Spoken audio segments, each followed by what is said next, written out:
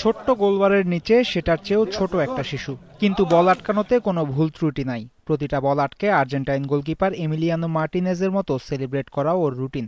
ছোট্ট শিশু মোজাম্মেলের বাড়ি সুনামগঞ্জ। সে কি পারবে মিতুল মারমার জায়গায় দাঁড়িয়ে বাংলার ফুটবলের কাণ্ডারি হয়ে উঠতে, নাকি ওর গল্পটা হবে তার চেয়েও বড়?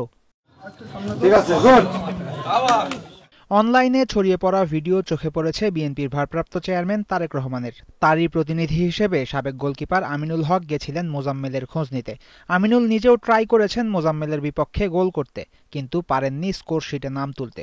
মুগ্ধতা ছড়ানো এই প্রতিভার দায়িত্ব নিয়েছে বিএনপি।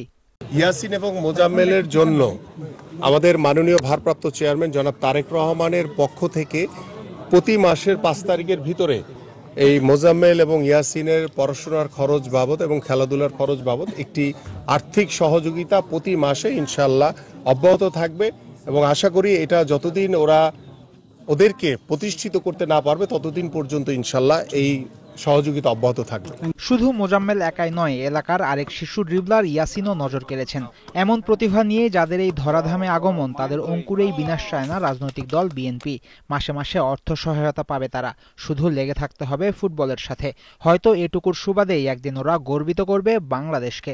আমিনুল হক কে? উনি কি করতেন আগে জানো? গোলকিপার। তুমিও গোলকিপার? আচ্ছা, তোমার স্বপ্নটা কি বলো, তুমি আরো একবার বলো যে তুমি কি করতে চাও? আমি বড় হয়ে মার্টিনেজের মতো হতে চাই, জাতীয় দলে খেলতে চাই। আমার অনেক ভালো লাগতেছে যে জাতীয় দলের গোলকিপার, সাবেক গোলকিপার, তিনি আমাদেরকে দেখতে এখানে অনেক দূরে এসেছেন এবং আমাদের দায়িত্ব নেবেন, তাই আমার অনেক ভালো লাগতেছে। চাঁদপুরের খুদে ফুটবলার সোহানকে দিয়ে শুরু হয়েছিল বিএনপির ফুটবলারদের পৃষ্ঠপোষক হয়ে ওঠার যাত্রা।